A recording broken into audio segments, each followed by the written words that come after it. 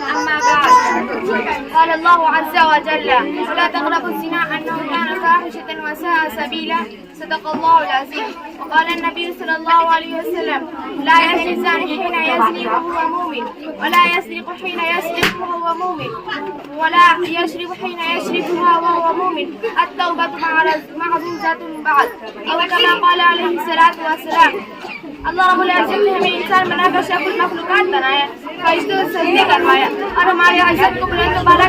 کر دیا اور تمام انسانوں میں چکر چھاپ کے ایمان والا بنایا اور بتا دیا کہ اس کا طریقہ چھوڑ کر زندگی گزارے گا، چاہے وہ دنیا کے بڑا سے بڑا بادشاہ ہو، بڑے دولت مند ہو، بڑے سے بڑے ڈاکٹر انجینئر کلیکٹر ہو، ہمارے نزدیک اس کی کوئی حیثیت نہیں، کوئی عزت نہیں۔ پتہ چلا کہ اپنے آپ کو یا بچوں کو ڈاکٹر بنانے سے پہلے ایمان والا بنائے، انجینئر بنانے سے پہلے ایمان والا بنائے، کلیکٹر بنانے سے پہلے ایمان والا بنائے، گویا کہ ہمارا جینا اور مرنا اللہ کے لیے ہو۔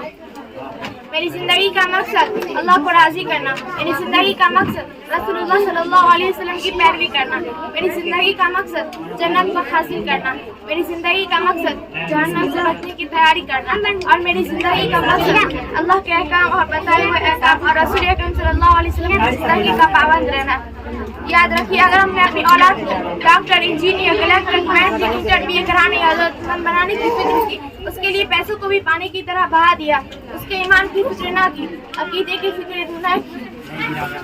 اس کے ایمان کی فکر نہ کی، عقیدے کی فکر نہ کی، خدا نخواستہ اس کا ایمان خراب ہو گیا، عقیدے خراب ہو گئے، اسلامی طریقہ کو بوجھ یا سوچ بننے لگائے تو گویا اس کے پاس دنیا کی شرط اور دنیا کی طرح کرتی ہو، جب وہ دنیا جائے گا تو گویا وہ خالی ہاتھ جائے گا۔ ایسے لوگوں کی اللہ کی کوئی ضرورت نہیں، ایسے لوگ اللہ کے نافرمان ہیں۔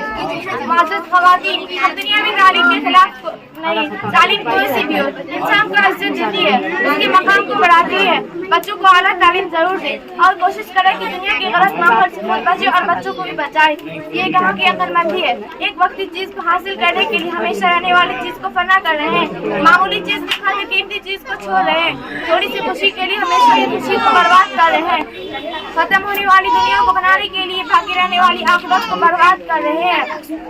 کسی نے کیا خوب کہا ہے، عزت لٹا کر ڈگری لینے سے عزت بچا کر جاہل لانا لاکھ درجے بہتر ہے۔ آج ماحول کا جائزہ لے تو پتہ چلے گا کہ ایمان پہ حملے ہو رہے ہیں، عزت پہ حملے ہو رہے ہیں، اسلام چھوڑ رہے ہیں۔ ہماری بیٹیاں ایمان والی ہیں،